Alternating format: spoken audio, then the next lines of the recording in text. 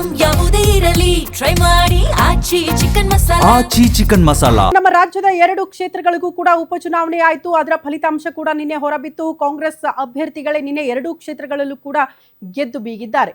ಕಾಂಗ್ರೆಸ್ನಲ್ಲಿ ಇತ್ತೀಚೆಗೆ ಆಗ್ತಾ ಇದ್ದಂತಹ ಬೆಳವಣಿಗೆಗಳಿಗೆ ಮೋಸ್ಟ್ಲಿ 2 ಕ್ಷೇತ್ರಗಳು ಉತ್ತರ ಕೊಡಬಹುದು ಅನ್ನುವಂತಹ ಚರ್ಚೆಗಳು ಕೂಡ ನಿನ್ನೆಯಿಂದ ಆಗ್ತಾ ಇದೆ. ಈ 2 ಕ್ಷೇತ್ರಗಳ ಉಪಚುನಾವಣೆಯ ಫಲಿತಾಂಶಕ್ಕೆ ಸಂಬಂಧಪಟ್ಟಂತೆ ಏನಾಗ್ತಾ ಇದೆ ಅಂತ ಬೈ ಎಲೆಕ್ಷನ್ ರಿಸಲ್ಟ್ ಕಾಂಗ್ರೆಸ್ಗೆ ಬೂಸ್ಟರ್ ಡೋಸ್ ಸಿಕ್ಕಂತಾಗಿದೆ 2 ಕ್ಷೇತ್ರಗಳು.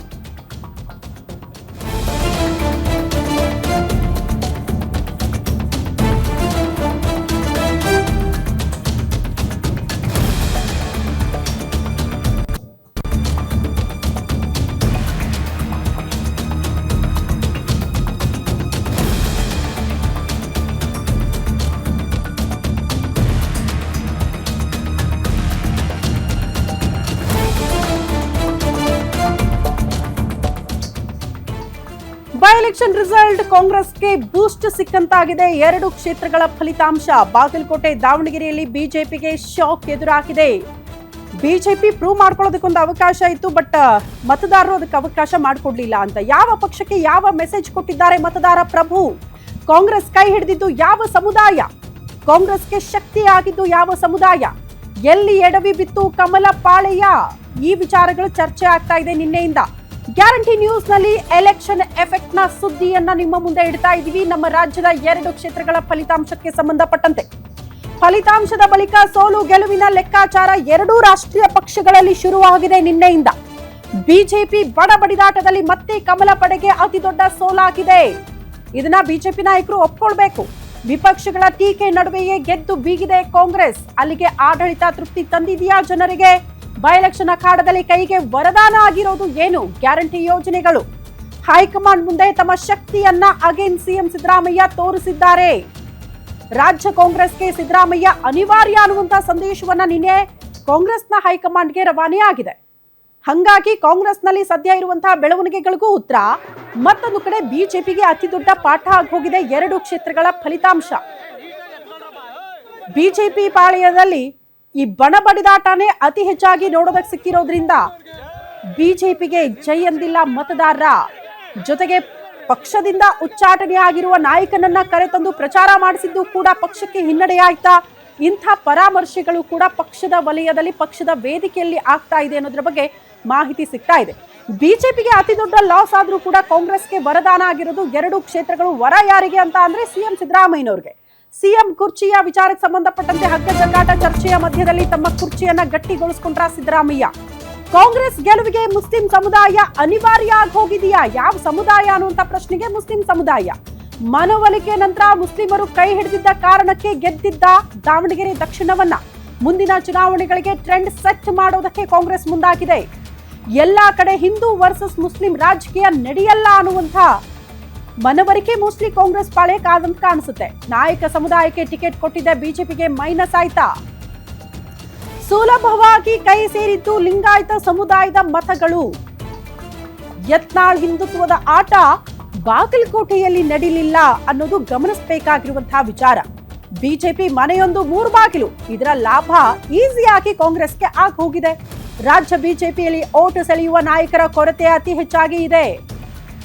ಮುಂದಿನ ಚುನಾವಣೆಗಳಿಗೆ ಇದು ದಿಕ್ಸೂಚಿ ಅನ್ನೋ ಸಂದೇಶ ಅಥವಾ ಸೂಚನೆಯನ್ನ ನೀಡಲಾಗಿದೆ ಬಿಜೆಪಿ ಪಾಳೆಯದಲ್ಲಿ ಅನ್ನೋದು ಗಮನಿಸಬೇಕಾಗಿರುವಂತಹ ವಿಚಾರ.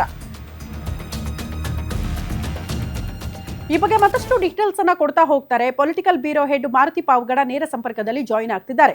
ಮಾರುತಿ, 2 ಕ್ಷೇತ್ರಗಳ ಫಲಿತಾಂಶ ಕಾಂಗ್ರೆಸ್ಗೆ ಬೂಸ್ಟರ್ ಡೋಸ್ ಆಗಿದ್ರೆ, ಪ್ರಮುಖವಾಗಿ ಸಿದ್ದರಾಮಯ್ಯನವರಿಗೆ ಒಂದು ಬೂಸ್ಟ್ ಕೊಡುವಂತಹ ಫಲಿತಾಂಶ ಆಗಿದ್ರೆ, ಬಿಜೆಪಿಗೆ ಹೀನಾಯ ಸೋಲು, ಅತಿ ದೊಡ್ಡ ಮುಖಭಂಗ. ಈ ಸೋಲು ಗೆಲುವಿಗೆ ಸಂಬಂಧಪಟ್ಟಂತೆ ಏನೇನು ಚರ್ಚೆ ಆಗ್ತಾ ಇದೆ? ಬಿಜೆಪಿಗೆ ಆಗಿರುವ ಲಾಸ್ ಏನು, ಕಾಂಗ್ರೆಸ್ಗೆ ಆಗಿರುವ ಲಾಭ ಏನು ಈ ಫಲಿತಾಂಶದಿಂದ? ನಿನ್ನೆ ಬಂದಿರುವಂತಹ 2 ಕ್ಷೇತ್ರಗಳ ಬೈ ಎಲೆಕ್ಷನ್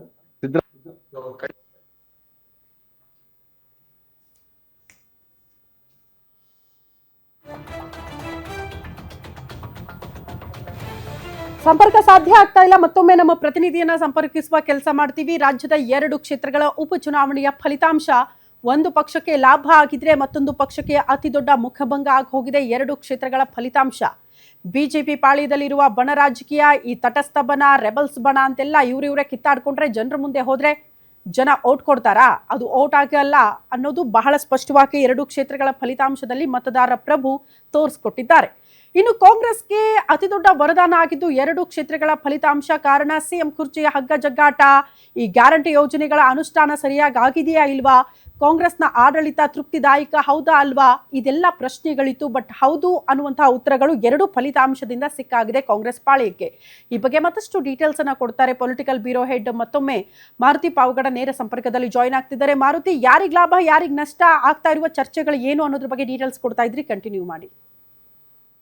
ಇಲ್ಲ, ನೇರವಾಗಿ ಉತ್ತರ ಕೊಡೋದಾದ್ರೆ ಈ ಎರಡೂ ಕ್ಷೇತ್ರಗಳ ಗೆಲುವು ಸಿದ್ದರಾಮಯ್ಯ ಅವ್ರಿಗೆ ಲಾಭ ಹೆಚ್ಚಾಗಿರುವಂತದ್ದು. ಕಾಂಗ್ರೆಸ್ ಅಲ್ಲಿ ನೋಡಿದಾಗ್ಲೂ ಕೂಡ ಸಿದ್ದರಾಮಯ್ಯ ಅವ್ರಿಗೆ ಒಂದಷ್ಟು ಲಾಭ ಜಾಸ್ತಿ ಆಗಿದೆ. ಅದೇ ರೀತಿ ಬಿಜೆಪಿಯಿಂದ ನೋಡೋದಾದ್ರೆ ಬಿಜೆಪಿಯಲ್ಲಿರುವಂತಹ ಬಣಬಡಿದಾಟ ಇದೇ ರೀತಿ ಮುಂದುವರೆದಿದ್ದೆ ಆದ್ರೆ ಮುಂದೆ ಬರ್ತಾ ಇರುವಂತಹ ಸ್ಥಳೀಯ ಸಂಸ್ಥೆಗಳ ಚುನಾವಣೆಯಲ್ಲೂ ಕೂಡ ದೊಡ್ಡ ಮಟ್ಟದ ಒಂದು ಸೋಲನ್ನ ಬಿಜೆಪಿಗೆ ಆಗೋದ್ರಲ್ಲಿ ಯಾವುದೇ ಡೌಟ್ ಇಲ್ಲ ಅನ್ನುವಂತ ಒಂದು ಸಂದೇಶ ನಿನ್ನೆ ರವಾನೆ ಆಗಿರುವಂತದ್ದು. ದಾವಣಗೆರೆಯನ್ನ ಬಹಳಷ್ಟು ಸುಲಭವಾಗಿ ಈ ಬಾರಿ ಬಿಜೆಪಿ ಗೆಲ್ಲಬಹುದಾಗಿತ್ತು. ಅಭ್ಯರ್ಥಿಯ ಆಯ್ಕೆಯ ವಿಚಾರದಲ್ಲೂ ಕೂಡ ಬಿಜೆಪಿಯ ಹೈಕಮಾಂಡ್ ಎಡವಿದೆ, ರಾಜ್ಯ ನಾಯಕರು ಕೂಡ ಎಡವಿದ್ದಾರೆ. ಯಾಕಂತ ಹೇಳಿದ್ರೆ ಅಲ್ಲಿ ಪ್ರಬಲವಾದಂತಹ ಲಿಂಗಾಯತ ಸಮುದಾಯದ ನಾಯಕರಿಗೆ ಅವಕಾಶಗಳು ಕೊಟ್ಟಿದ್ರೆ ನಿನ್ನೆ ಬಂದಿರುವಂತಹ ಒಂದು ಫಲಿತಾಂಶ ಉಲ್ಟಾ ಪಲ್ಟಾ ಆಗ್ತಿತ್ತು. ಕೇವಲ 5,000 ಮತಗಳ ಅಂತರದಿಂದ ಗೆದ್ದಿರೋದ್ರಿಂದ ಅದೇನು ದೊಡ್ಡ ಮಟ್ಟದ ಅಂತರವೇನಲ್ಲ. ಅದರಲ್ಲೂ ಈ ಬಾರಿ ಹಿಂದೆ ಏನು ಕಾಂಗ್ರೆಸ್ ಕೈ ಹಿಡಿತಿದ್ದಂತಹ ಅಲ್ಲಿನ ಮುಸ್ಲಿಂ ಸಮುದಾಯ ಈ ಬಾರಿ SDPIಗೆ ಹೆಚ್ಚು ಮತಗಳನ್ನ ಹಾಕಿರೋದನ್ನು ಕೂಡ ನೋಡಿದ್ವಿ. 19,000 ಮತಗಳನ್ನ SDPI ಅಭ್ಯರ್ಥಿ ಅಲ್ಲಿ ಕೇವಲ ಒಂದೇ ವಾರದಲ್ಲಿ ಪಡಿತಾರೆ ಅಂತ ಹೇಳಿದ್ರೆ ಬಹುಶಃ ಒಂದು 6-7 ತಿಂಗಳು ಕೆಲಸ ಮಾಡಿದ್ರೆ ರಿಸಲ್ಟ್ ಬೇರೆ ರೀತಿಯಾಗಿ ಆಗ್ತಿತ್ತು. ಅದರ ನೇರ ಲಾಭ ಬಿಜೆಪಿಗೆ ಆಗ್ತಾ ಇತ್ತು. ಜೊತೆಗೆ ಬಿಜೆಪಿ ಅವರು ಅಲ್ಲಿ ಅಹಿಂದ ಫ್ಯಾಕ್ಟರಿ ನಮ್ಗೆ ವರ್ಕೌಟ್ ಆಗ್ಬೇಕು ಅನ್ನುವಂತ ಒಂದು ಲೆಕ್ಕಾಚಾರವನ್ನು ಹಾಕಿ ಬಿಜೆಪಿ ರಾಜ್ಯಾಧ್ಯಕ್ಷರಾಗಿರುವಂತಹ ವಿಜೇಂದ್ರ ಮತ್ತೆ ಅವರ ಟೀಮ್ ಒಂದ್ ಕಡೆ ರೇಣುಕಾಚಾರ್ಯ ಮತ್ತೆ ಸಿದ್ದೇಶ್ವರ ಬಣಗಳನ್ನ ಒಂದುಗೂಡಿಸುವಂತದ್ದು, ಮತ್ತೊಂದ್ ಕಡೆ ಅಹಿಂದ ಯುವ ಮುಖಂಡನಿಗೆ ಅವಕಾಶ ಕೊಟ್ಟಿದ್ದೆ ಆದ್ರೆ ಅಲ್ಲಿ ಗೆಲ್ಲಬಹುದು ಅನ್ನುವಂತ ಒಂದು ಲೆಕ್ಕಾಚಾರ ಏನಿತ್ತು, ಆ ಲೆಕ್ಕಾಚಾರ ಕೂಡ ಯಶಸ್ವಿ ಆಗಿಲ್ಲ.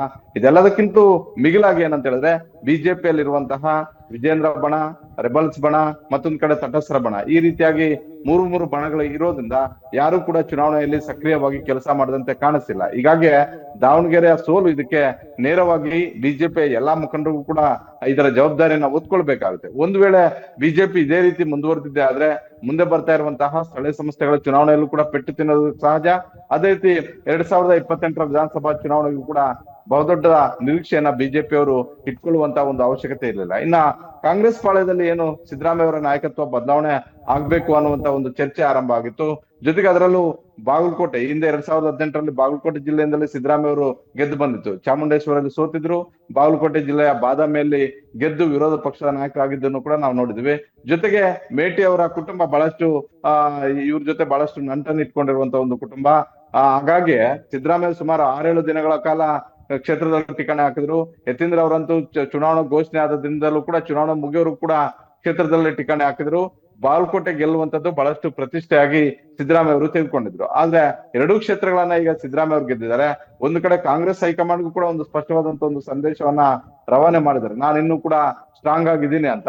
ಸಹಜವಾಗಿ ಈ ಮಟ್ಟದ ಲೀಡರ್ಶಿಪ್ ಈಗ ರಾಜ್ಯ ಕಾಂಗ್ರೆಸ್ ನಾಯಕರುಗಳ ಬೇರೆ ಯಾರಿಗೂ ಕೂಡ ಇಲ್ಲದೇ ಇರೋದ್ರಿಂದ ಇದೇನು ದೊಡ್ಡ ಅಂಕಿ ಸಂಖ್ಯೆಯನ್ನು ಬದಲಾವಣೆ ಆಗೋದಿಲ್ಲ. ಆದ್ರೆ ಒಂದು ಶಕ್ತಿ ಪ್ರದರ್ಶನ ಮಾಡುವಂತ ಒಂದು ಕೆಲಸ ಸಿದ್ದರಾಮಯ್ಯ ಅವರಿಂದಲೂ ಕೂಡ ಆಗಿದೆ.